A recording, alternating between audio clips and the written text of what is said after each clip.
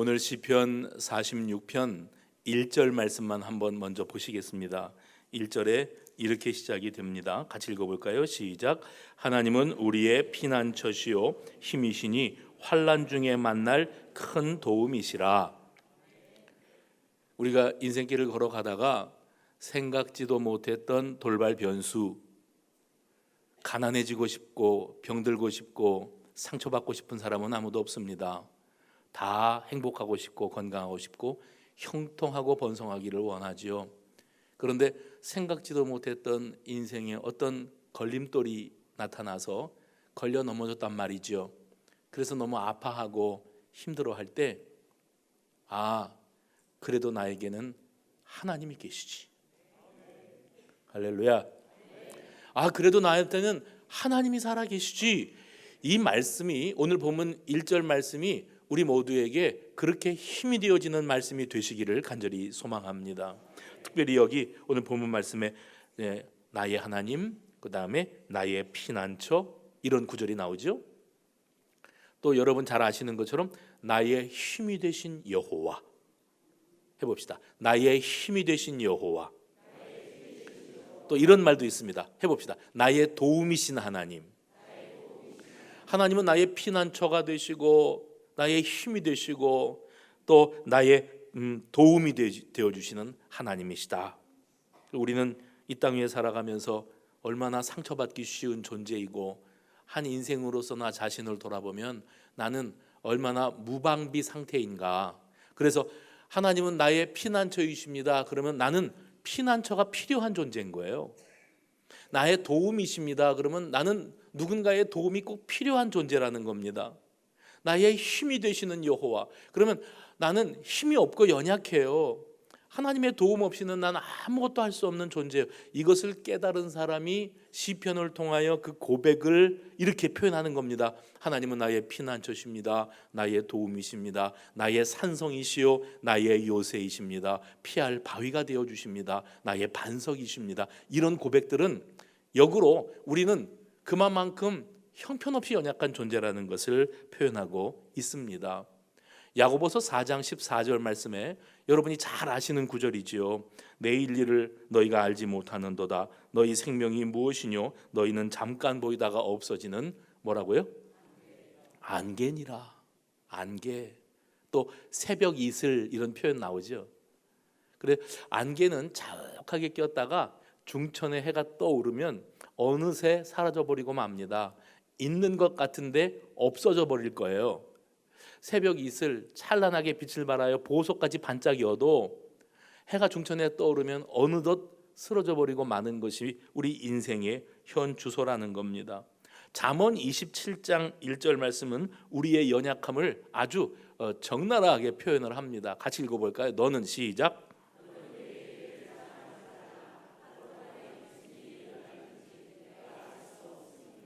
너는 내일 일을 자랑하지 말아라. 하루 동안에 무슨 일이 일어날지를 네가 알 수 없음이니라. 그렇습니다. 멀쩡했던 사람이요, 병원으로 실려가고요, 의사 만나니까 입원해야 되고요, 입원하고 있다가 중환자실로 가고요, 중환자실에 있다가 영안실로 가는 게 인생입니다. 그 사람 내가 어저께도 봤는데, 근데 어저께는 멀쩡했던 사람이 오늘은 영안실의 주인공이 되어버리고 마는 거예요. 그게 우리의 현 주소입니다. 그만큼 우리 인생은 불완전하고 또 연약하고 무방비 상태, 모든 온갖 위험 앞에 노출되어 있는 존재라고 하는 사실을 그 누구도 부인할 수가 없습니다. 그런데 이러한 우리 인생에게 진정한 피난처가 있으니 그분은 바로 나의 힘 되시고 피난처 되시고 나의 도움이 되시는 하나님 분이시다. 믿으시기를 바랍니다. 우리는 연약한데 천지 만물을 창조하신 우리 하나님은 우리가 얼마만큼 연약하고 쓰러지기 쉬운 존재인지를 잘 아셔서 우리를 완전한 구원에 이르도록 역사하셨고 지금도 역사하고 계시는 우리의 아버지이시라고 하는 사실을 절대 잊지 마시기를 바랍니다. 시편 91편 1절과 2절은 이 사실을 좀 더 구체적으로 이렇게 묘사합니다. 지존자의 은밀한 곳에 거주하며 전능자의 그늘 아래에 사는 자여, 나는 여호와를 향하여 말하기를 그는 나의 뭐요? 나의 또 뭐요? 그리고 내가 의지하는 하나님이시니라. 할렐루야. 이렇게 우리는 피난처 되시는 그 하나님 아버지를 믿고 의지하며 나아가야 하는 존재들입니다. 그런데 우리 하나님은 내가 너무나 연약해서 쓰러지기 쉬운 존재라, 하나님 도와주세요, 살려주세요. 하나님이 피난처가 되십니다. 나의 도움이시고 힘이십니다. 하나님 없이는 난 아무것도 아닙니다 하고 하나님을 향하여 부르짖어야 그제서야 수원에 사는 아무개야, 너는 참 연약하구나, 내 도움이 필요하다고, 그러면 내가 너를 도와줄게, 이러는 분이 아니세요. 우리 하나님은 아주 적극적으로 우리가 울부짖기 이전에도 먼저 우리의 약함을 아시고 우리의 연약함을 대신 짊어지시고 우리를 살릴 길을 열어가시는 우리의 아버지셨음을 믿으시기를 바랍니다. 그래서 그분은 내가 넉넉히 의지하고도 남음이 있는 그런 큰 도움이 되시는 하나님이시다. 2절 말씀 보세요. 46장 2절, 땅이 변하고 산이 흔들려 바닷 가운데 빠지든지. 또 3절도 읽어보실까요? 바닷물이 솟아나고 뛰놀든지 그것이 넘침으로 산이 흔들릴지라도. 다 뭡니까? 자연재해입니다, 여러분. 우리가 감당할 수 없는 일들이 우리 앞에 다가오고 있을 때 속수무책이라고 그러죠. 도무지 어디서부터 손을 대야 될지 알 수 없는 내 영역을 벗어난 그런 어마어마한 힘이 나를 짓누르고 내 앞을 딱 가로막았을 때에 과연 우리가 나에게 주어진 재능과 능력과 지식과 힘으로, 그리고 이 모든 배경으로 내가 이 모든 것들을 극복해낼 수 있겠는가? 과연 우리가 이 쓰나미와 같이 밀려드는 이 폭풍우 앞에서 살아남을 재간이 있겠는가 한번 생각을 해 보시기 바랍니다. 사람은 방파제를 만드는 존재더라고요. 바닷가에 가보니까 이 파도를 이기겠다고 방파제를 만들어내, 뭐 뚝을 쌓아놓는 수도 있지만은 여러분 바닷가에 가서 보셨을 거예요. 이렇게 뾰족뾰족하게 콘크리트로 만들어가지고 바닷가에다가 산더미 같이 쌓아놨잖아요. 그러면 파도가, 집채만한 파도가 밀려들면 그 파도가 그 방파제에서 부서지는 겁니다. 그러니까 해안으로 밀려들거나 사람들이 거주하는 지역으로 파도가 밀고 올라오면 큰 피해가 있으니까 방파제를 만들어 놓는 거예요. 그런데 이번에 이 태풍이 올라올 때 최고 파도 높이가 9m에서 10m까지 올라갔답니다. 그러면 파도가 9m, 10m로 올라가면은 3층 이상, 4층 높이인데 그것이 집채만한 파도가 밀려들 때 방파제가 소용이 있습니까? 그것을 뛰어넘어 버리는데요. 그것을 밀고 들어와 버리는데 어떻게 그것을 이겨낼 수가 있겠습니까? 제가 이번에 그 태풍 때문에 뉴스에 자꾸 나오는 그 보도를 보면서 한 가지 이런 생각을 해봐요. 뉴스에서 그럽디다. 이제 태풍이 올라옵니다. 그러니까 각 가정에서는 각별히 유의하시고 피해를 최소화할 수 있도록 만반의 대비를 해주시기 바랍니다. 특별히 농사를 지으시는 분들은 더 큰 피해가 생기지 않도록 만반의 대비책을 세우시기 바랍니다. 어떻게 하라는 거예요? 자, 과수원, 어저께 뉴스 보니까 과수원에 이제 추석에 출하하려고 배가 주렁주렁 매달려 있었어요. 봉지에 쌓인 채. 근데 태풍이 몰려오면 바람이 엄청나게 셀 겁니다. 그러면 나무를 미친 듯이 흔들어 대겠죠. 그러면 배가 다 툭툭 떨어질 겁니다. 그러니 농사 지으시는 과수원 주인 여러분, 만반의 대비를 하시기 바랍니다. 어떻게 대비하라고요? 배를 하나하나 다 붙잡고 있으라고요?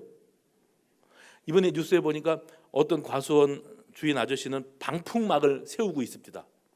쐐기둥을 받고 그 다음에 막을 치는 거예요. 그래서 바람이 불어오면 우리 과수원은 바람이 넘어가도록, 피해가도록, 그래서 우리 과일이 떨어지지 않도록 방풍막을 친대요. 그런데 어저께 뉴스 보니까 다 떨어졌던데요. 만반의 대비를 했는데 안 되던데요. 벼가 다 익어서 누렇게 익은 벼가 땅바닥에 넘어져 있던데요. 홍수같이 물이 논으로 밀려 들어오는데 삽을 들고 뛰는 겁니다. 물을 빼보겠다고 수로를 내면 그러면 물이 빠지면 그러면 우리 노는 괜찮을 거라고. 그런데 그게 우리 논이 강이 되고 호수가 돼 버리는 거예요. 물이 미쳐 빠져나갈 겨를도 없이 물이 밀려 들어오는 거예요. 어떻게 대비하라는 겁니까? 이게 인생의 한계입니다. 커다란 컨테이너가 장난감처럼 굴러다닙니다. 뉴스 보셨죠? 간판이 날아다니고 아람들이 나무가 뿌리째 뽑혀서 쓰러지고 사람들이 미끄러져 갖고 뒹굴뒹굴 굴러가고.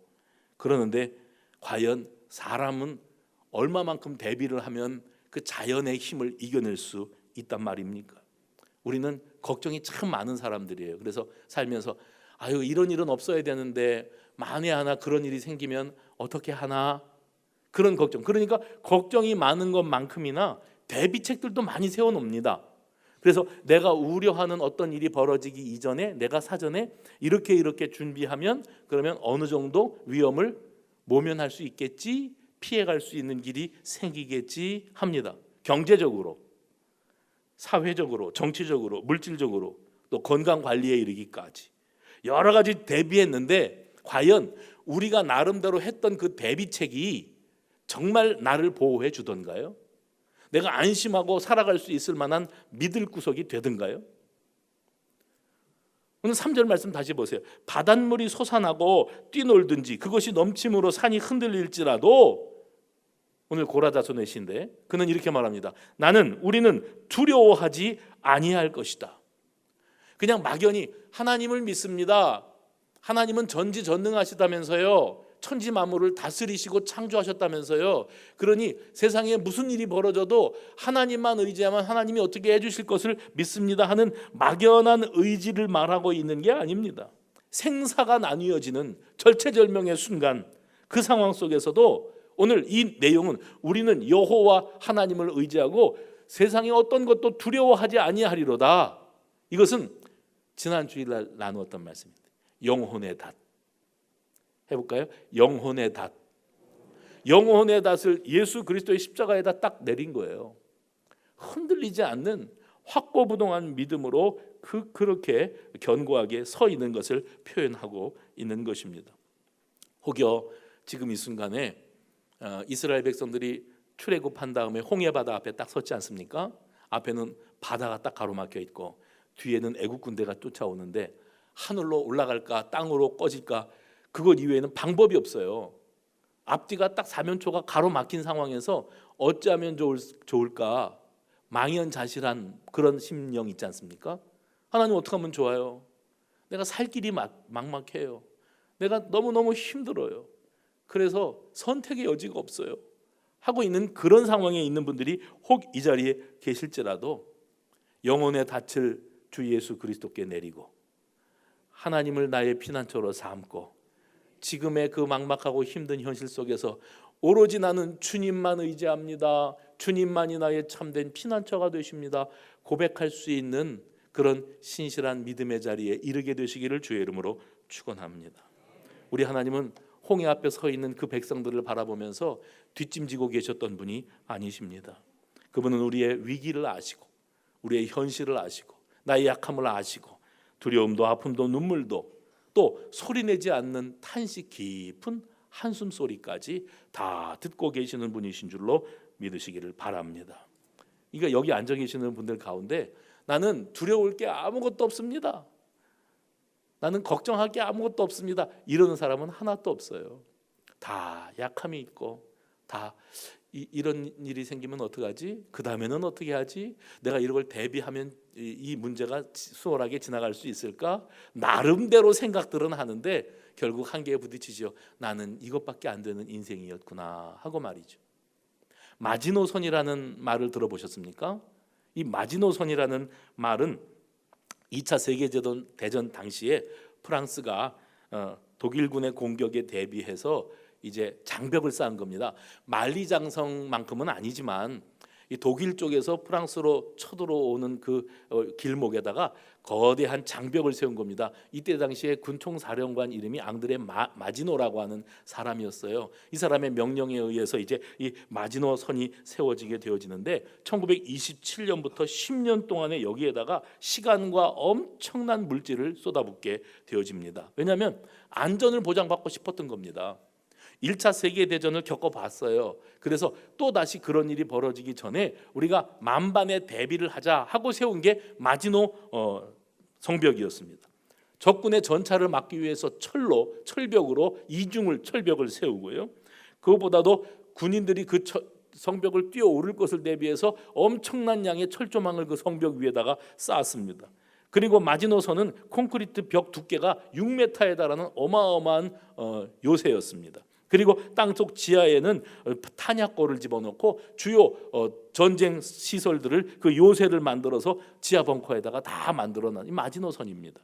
그런데 전쟁이 터졌어요. 아니나 다를까 독일군이 쳐들어왔는데 마지노선을 향해서 달려온 게 아니라 그 주변에 벨기에와 룩셈부르크를 통해서 우회 공격을 해와가지고 마지노선은 여지없이 무너지고 말았다는 겁니다. 사람이 아무리 철저하게 대비를 한다고 그래도 완벽이라는 건 있을 수가 없어요. 제가 목회를 하면서 건강 문제에 남다른 관심이 많은 분들을 봅니다. 그래서 건강식품들 챙겨 드시고요, 운동 열심히 하시고요, 병원 정기검진 따박따박 받으시고요. 건강 문제라 그러면 눈에 불을 켜고 봅니다. TV에서 있잖아요. 예? 제가 그 프로그램들은 모르겠는데 TV에서 이거를 먹으면 뭐에 좋고 이거를 먹으면 뭐에 좋고 그러면은 그런 거 다 모여갖고 챙겨 잡수시죠. 물감만 올려놓으시죠. 근데 놀라운 것은 그렇게 건강에 관심이 많고 건강 관리를 잘하고 탄탄했던 분이 비실비실한 여러분보다 먼저 가시더라는 거예요. 사람이 자기 나름대로는 내가 나의 피난처를 삼기 위해서 나름대로 무언가를 만들어 놓는 거죠. 대비책을 신경 쓰는 겁니다. 그런데 그것이 자기의 진정한 피난처가 되어지지 않더라는 사실을 제가 깨닫게 되었습니다. 저는 보험 무용론자가 아닙니다. 그러니까 보험들 드세요. 좋은 거겠죠. 그런데 이 말씀은 꼭 드리고 싶어요. 건강보험. 그러면 건강보험에 들면 나는 병에 안 걸립니까? 자동차 보험. 자동차 보험에 든 차를 타고 다니면 다른 차가 나를 안 건드리고 나도 다른 사람들을 해코지하지 않습니까? 암보험. 암보험에 들어놓으면 나는 영원히 암에 안 걸리는 사람이 되는 겁니까? 생명보험. 생명보험에 들어놓으면 내 생명만큼은 안심해도 되는 겁니까? 안심보험. 그럼 진짜 모든 것에서 나는 완벽하게 보호받는 안심해도 되는 사람이냐고요? 아니요. 돈 걱정은 하지 말라는 겁니다. 생명보험에 들었는데 그 사람이 떠나가니까 보험은 이 사람이 들었는데 돈은 식구들이 타먹더라고요. 근데 자기는 생명보험 들었다고 이제 나는 안심해도 되는 줄로 알았죠. 병에 안 걸리는 사람이 된 줄 알았죠. 사고 안 나는 줄 알았죠. 그런데 그렇지 않더라는 거예요. 사람은 얼마나 절대로 무너지지 않는 내 인생의 마지노선 피난처를 세워놓기 위해서 아등바등하고 살아가는가 몰라요. 여러분들에게 마지노선은 무엇입니까? 든든한 은행 잔고입니까? 이거 있으니까 만에 하나 무슨 일이 생겨도 나한테는 이 통장이 있고 이 돈이 있으니까. 여러분 건강관리입니까? 인맥입니까? 경험입니까? 남다리 여러분들만 가지고 있는 어떤 재능입니까? 지금까지 쌓아놓은 경험입니까? 아닙니다.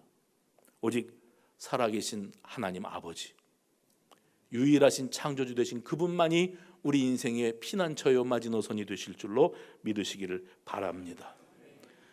저는 개인적인 얘기를 해서 죄송합니다. 용서하십시오. 저는 이 투병 생활을 한 지가 딱 1년 되었습니다.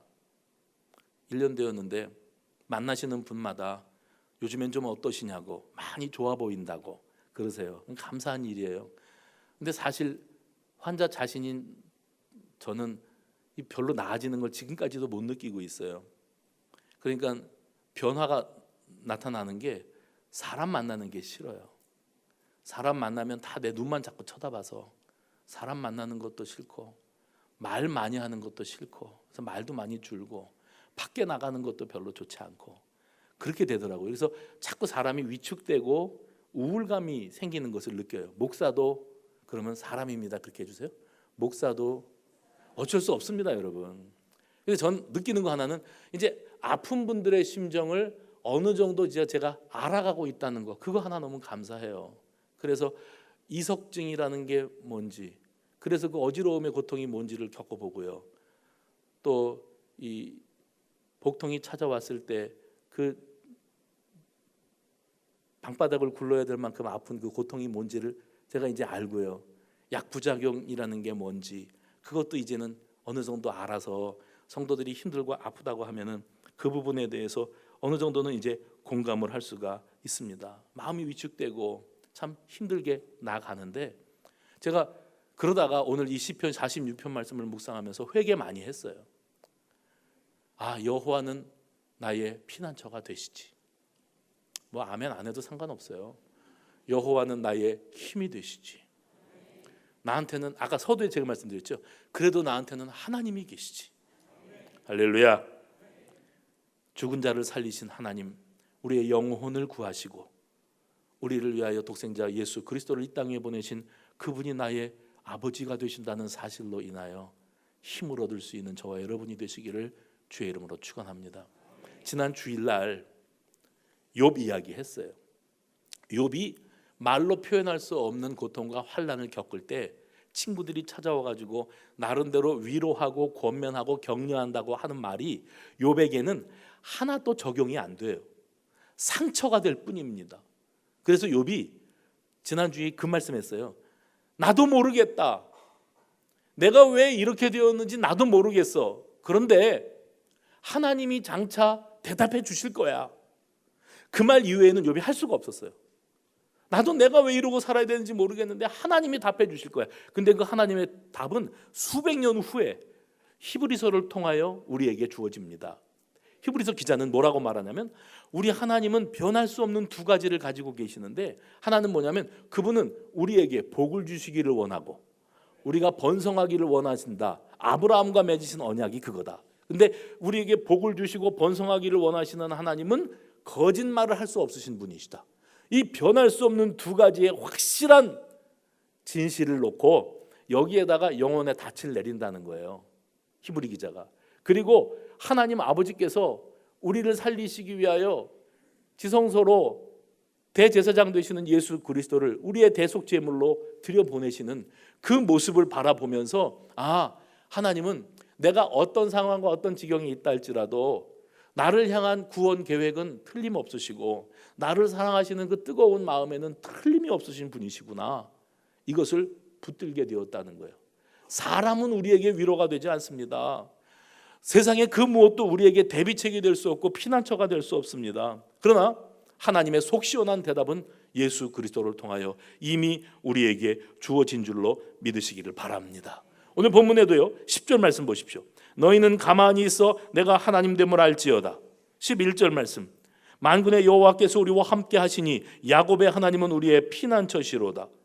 지금까지 우리가 피난처로 삼았던 것은 무엇입니까? 나의 능력과 안정된 직장과 가정과 친구들과 부모와 자녀들과 나의 모든 물질과 건강, 이 모든 것들이 나의 피난처인 줄로 알았어요. 자, 잘 들으십시오. 저 좀 보십시오. 제가 자주 이 말씀 드립니다.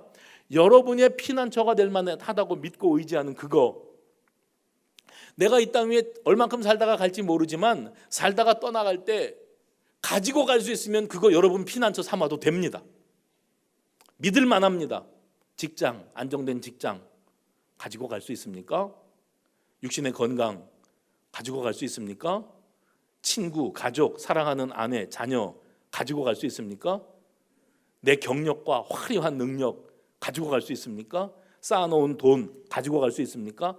아무것도 가지고 갈 게 없습니다. 그러면 그건 진정한 우리의 피난처가 될 게 못 된다는 거예요. 우리가 하나님 앞에 갈 때에는요, 빈손 들고 갑니다. 나의 피난처 되시는 주 예수 그리스도, 그분을 믿는 믿음 하나 들고 하나님 앞에 서게 된다고 하는 진리를 잊지 마시기 바랍니다. 다윗이 골리앗을 쓰러뜨렸던 사람이에요. 어린 나이에.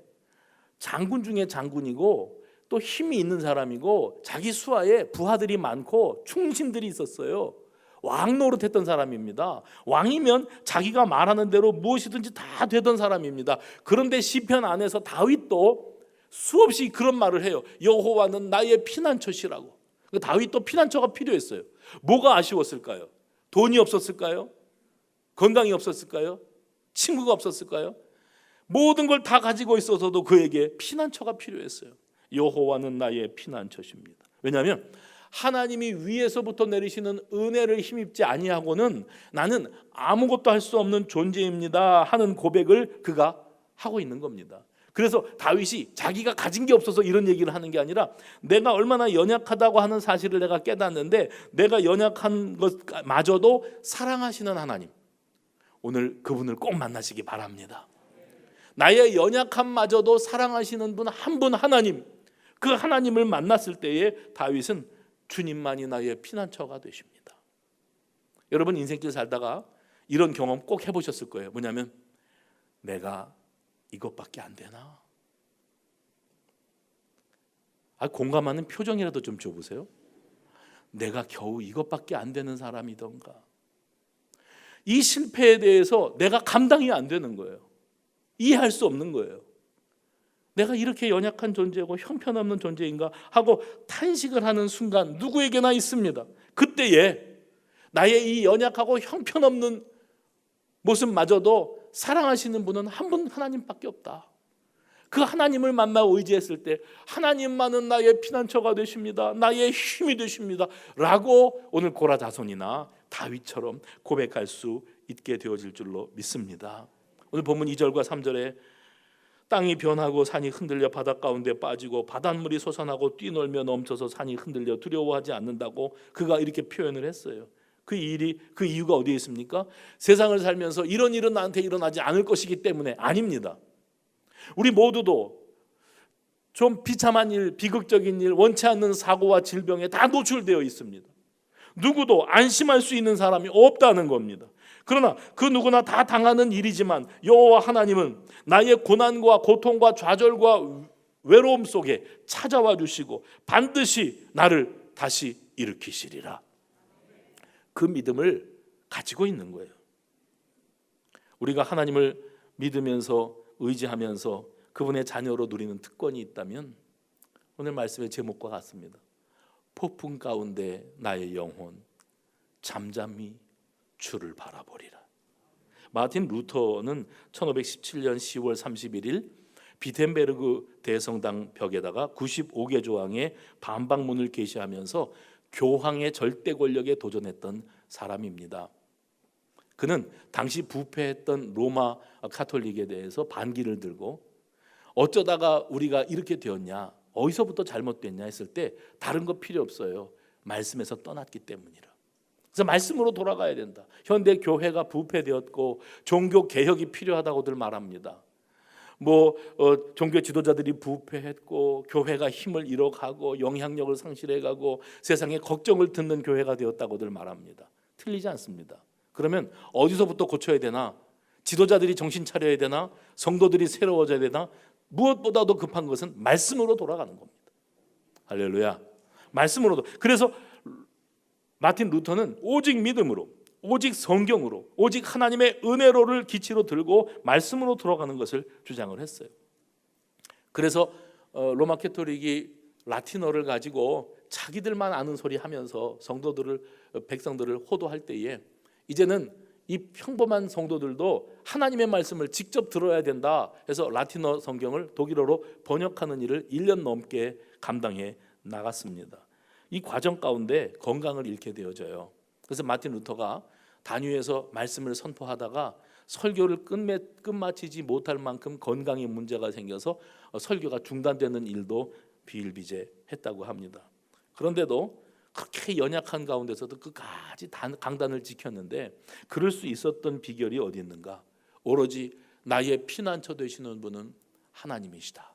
내가 의지할 만한 분은 하나님이시다. 나의 힘이 되시는 분도 살아계신 하나님이시다. 그 믿음을 가지고 했기 때문이라는 거죠. 그가 성령에 충만한 가운데 자기의 현실, 연약하디 연약한데 이 종교개혁을 완성해야 되겠는데 내가 지금 한계에 부딪혔는데 끝까지 해낼 수 있겠는가 했을 때 자기의 심정을 시로 썼고 그 시가 찬송가 가사가 되어서 찬송가에 올라 있는데 그 찬송가를 제가 읽어드릴 테니까 마틴 루터의 심정에서 어떤 심정에서 이 시를 짓게 되었는가를 생각해 보십시오. 내 주는 강한 성이요 방패와 병기 되시니 큰 환난에서 우리를 구하여 내시리로다. 옛 원수 마귀는 이때도 힘을 써 모략과 권세로 무기를 삼으니 천하에 누가 당하랴. 내 힘만 의지할 때에는 패할 수밖에 없도다. 힘 있는 장수 나와서 날 대신하여 싸우네. 이 장수 누군가 주 예수 그리스도 만군의 주로다. 당할 자 누구랴. 반드시 이기리로다. 이 땅에 마귀 들끓어 우리를 삼키려 하나 겁내지 말고 섰거라. 진리로 이기리로다. 친척과 재물과 명예와 생명을 다 빼앗긴다고 하여도 진리는 살아서 그 나라 영원하리라. 지금 이 순간에 땅이 변하고 산이 흔들려 바다 가운데 빠지고 바다가 솟아나 뛰놀며 그것이 넘침으로 산이 흔들리는 혼돈 가운데 서 있는 분들이 계십니까?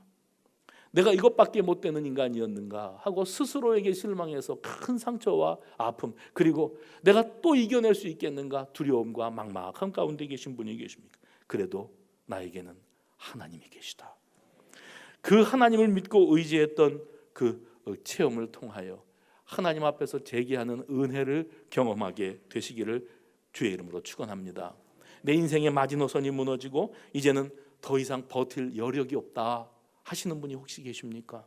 5절 말씀을 다시 보세요. 하나님이 그 성중에 계심에 성이 흔들리지 아니할 것이라. 7절 만군의 여호와께서 우리와 함께 하시니 야곱의 하나님은 우리의 피난처시로다. 9절 그가 땅끝까지 전쟁을 쉬게 하시며 활을 꺾고 창을 끊으며 수레를 불사르시는도다. 10절 너희는 가만히 있어 내가 하나님 됨을 알지어다. 해봅시다. 너희는 가만히 있어 내가 하나님 됨을 알지어다. 저는 이 10절 말씀을 묵상하면서 특별히 모세가 이스라엘 백성들을 데리고 출애굽을 할 때에 하나님 앞에서 받았던 말씀, 출애굽기 14장 13절 말씀이 떠오릅니다. 너희는 두려워하지 말고 가만히 서서 여호와께서 오늘 너희를 위하여 행하시는 구원을 보라. 너희가 오늘 본 애굽 사람을 영원히 다시 보지 아니하리라. 여호와께서 너희를 위하여 싸우시니 너희는 가만히 있을지니라. 이 말씀이 왜 나왔는지 아세요? 가만히 있지를 못하는 거예요. 안달복달을 하는 거예요. 불안해서 어쩔 줄을 모르는 거예요. 하나님은 어디 계시냐고, 왜 나를 이 지경을 만들어 놓으셨냐고, 내가 수십 년을 신앙생활했는데 결국 결과가 이거느냐고, 사람들이 나를 조롱하고 내가 하나님 믿는 사람이라고 꼴 좋게 됐다고 빈정거린다고 하소연을 하는 거예요. 그때 하나님 말씀하신 거예요. 가만히 좀 있어봐. 두려워하지 말고, 그 다음에 같이 합시다. 믿음 없는 소리 하지 말고. 크게 좀 해봐요. 믿음 없는 소리 하지 말고, 두려워하지 말고, 믿음 없는 소리 하지 말고, 함부로 원망하지도 말고, 경거망동하지 말고, 가만히 좀 있어 보라고. 하나님이 피난처가 되실 거라고. 결국 문제는 우리가 좀처럼 가만히 있지 못한다는 겁니다. 의심하고 원망하고 불평하고 부정적인 소리하고 남의 탓하고 자포자기하고 믿음 없는 소리만 하고 조바심 내고 그리고 살아왔던 거예요. 다니엘의 세 친구들이 풀무불 가운데 던져졌을 때 밖에서 보니까 던져놓은 거는 3명인데 사람은 4사람이 그 불 속에서 왔다 갔다 하는 거예요. 예수 그리스도께서 그 불 가운데로 찾아오셨던 겁니다. 다니엘이 사자굴에 던져졌는데 그 사자굴에 하나님이 보낸 천사가 내려와서 그 사자의 입을 가로막으셨대요. 오늘 우리의 피난처 되시는 주님이 여러분이 당한 풀무불, 여러분이 던져진 그 사자굴 속에 찾아오실 겁니다. 그리고 불꽃이 너를 사르지도 못하리니 하셨던 것처럼 우리를 지키실 줄로 믿으시기를 바랍니다. 거친 파도 날 향해 와도 주와 함께 날아오르리. 그 다음에 뭐예요? 폭풍 가운데 나의 영혼 잠잠하게 주를 보리. 오늘 말씀의 제목입니다. 폭풍 가운데 나의 영혼 잠잠히 주님을 바라보겠습니다. 기도합니다. 사랑 많으신 아버지 감사합니다. 오늘 우리를 이 자리에 부르신 아버지, 주님의 음성을 듣고 우리를 위하시는 하나님의 그 구원 계획이 얼마나 도도히 흐르는 강물처럼 완성되었는지를 깨달아 알게 하여 주시고, 부정적인 마음, 의심하는 마음, 두려워하는 마음 다 떨쳐버리고 믿음 없는 소리 하지 아니하고 오직 하나님 바라보며 승리하는 우리 모두가 되게 하여 주시옵소서. 예수님의 이름으로 기도하옵나이다. 아멘.